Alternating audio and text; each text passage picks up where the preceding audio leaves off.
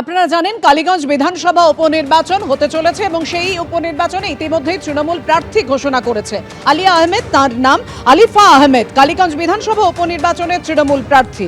প্রয়াত তৃণমূল বিধায়ক নাসির উদ্দিন আহমেদের মেয়ে আলিফা আহমেদ। 19 জুন নদিয়ার কালীগঞ্জ বিধানসভা কেন্দ্রে উপনির্বাচন, 23 জুন ফল ঘোষণা। তৃণমূল বিধায়ক নাসির উদ্দিন আহমেদের মৃত্যুতে উপনির্বাচন হবে কালীগঞ্জ বিধানসভায়।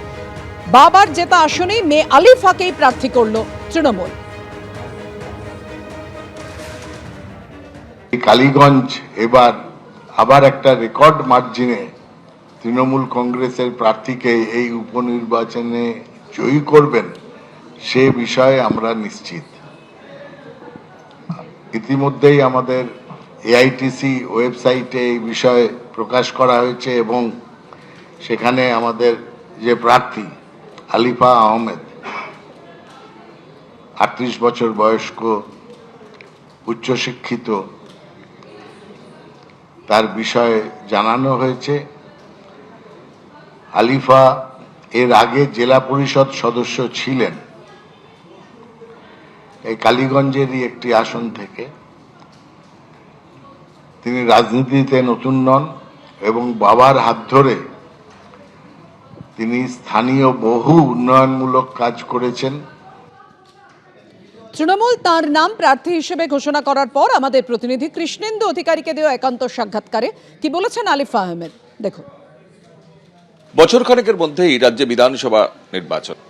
নদিয়ার কালীগঞ্জ বিধানসভা উপনির্বাচনে তৃণমূলের প্রার্থী হচ্ছেন আলিফা আহমেদ, সেখানকার বিধায়ক, প্রয়াত বিধায়ক নাসির উদ্দিন আহমেদের কন্যা।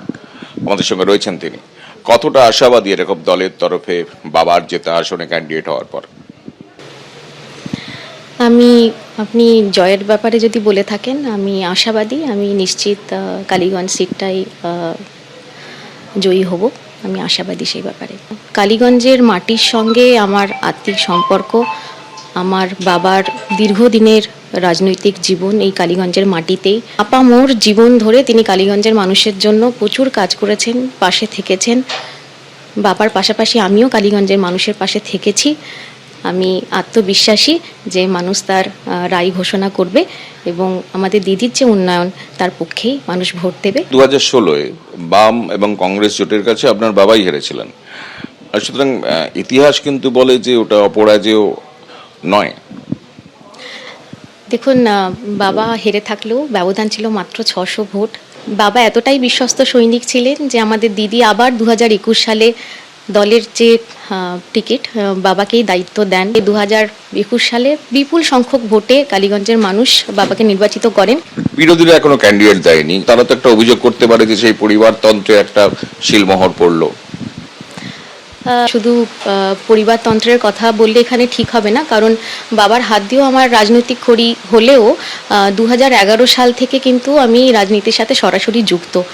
2021 সালে যে নির্বাচন হয় এটা আমি পুরোপুরি বাবার সাথে ছিলাম এবং সেই নির্বাচন প্রক্রিয়া আমার হাত দিয়ে হয়। বাবার যে অসমাপ্ত কাজ, অসম্পূর্ণ কাজ, প্রচুর স্কিম বাবা করে গেছেন অলরেডি, যেগুলো জমা হয়ে আছে সেগুলো আমি দপ্তরে যাব, সেই স্কিমগুলোর কাজ যাতে তাড়াতাড়ি শুরু হয় সেগুলোর চেষ্টা করব।